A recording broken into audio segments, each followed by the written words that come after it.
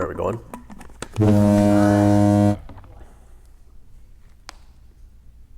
What are we doing again?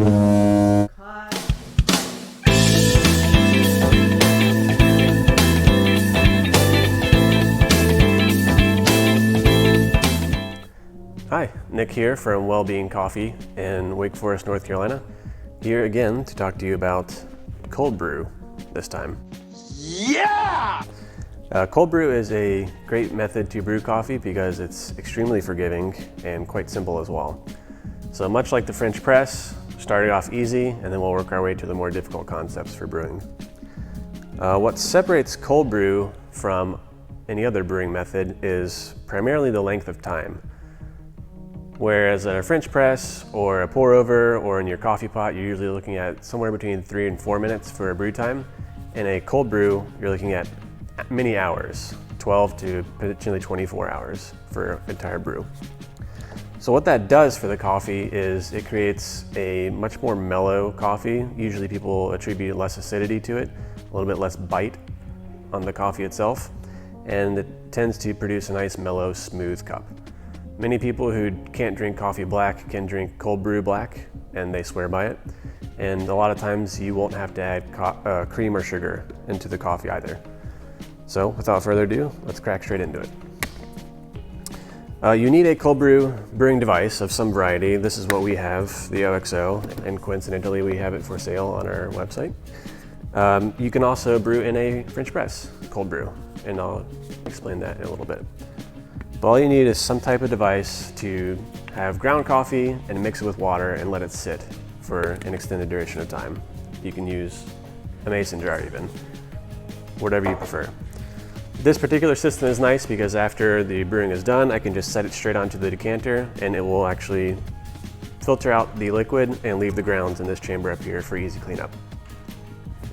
To get started, you need some type of coffee. Any type of coffee will work. A lot of people prefer medium or dark roasts, but you can use any roast profile, any coffee you want.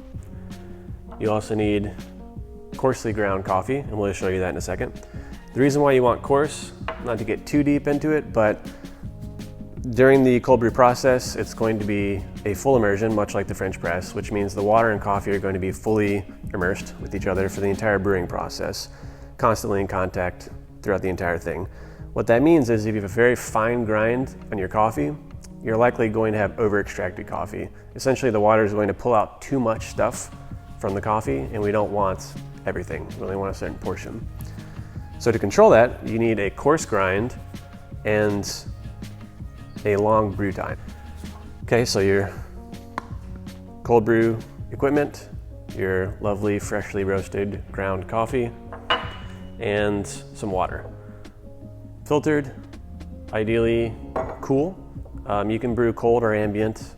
I wouldn't advise using hot water for a cold brew method, but the temperature doesn't matter too much as long as it's not hot. So just to quickly get started here, what I'm going to do is take off the lid and add my coffee. I'm going to use 3 ounces of coarsely ground coffee and 3 cups, fluid cups of water. And that's just the particular ratio that I'm using here. You can experiment at home and decide which one you like best. What this will make for me is a concentrate. So I'll have a heavily concentrated beverage that I can dilute 1-to-1 with water or milk to my preference. So all I'll do here is actually add this handy dandy screen here. And when I pour the water onto the screen, it'll just more evenly saturate the bed.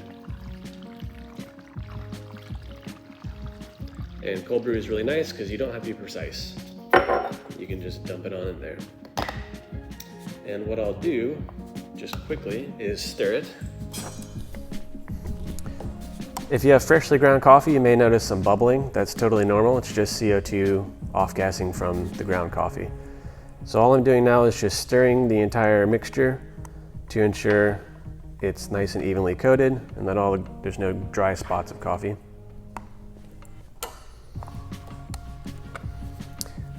So it's ready. Not ready to drink, but it's ready to brew.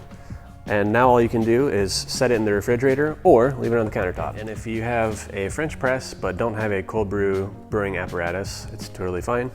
It's quite simple. It's essentially making cold brew in a French press is kind of the same as making a French press coffee. Put the grounds on the bottom of your French press, add the water on top, lid it, let it steep overnight, and then plunge the coffee and pour. And you have your grounds left over on the bottom of your French press and lovely, delicious cold brew. Now this particular brewing method, obviously your French press has a mesh filter, so you will get some particulates, some silt in the bottom of the cup.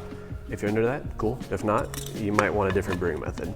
So brew times, pretty important part of the cold brew process, but again, quite flexible for this particular brewing method. You can either brew it just as is on the countertop for 12 to 16 hours, or in the fridge for probably 14 to 24 hours. This is all personal preference, whatever you like, and whatever type of flavor profile you're attempting to achieve. So we'll let this sit for a while and meet you back tomorrow.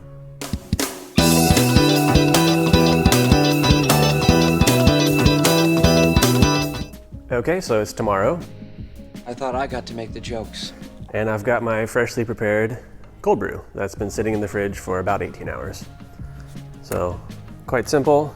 And again, this is a concentrate, so I'm going to pour about half a glass worth and then finish it off with about half a glass worth of water.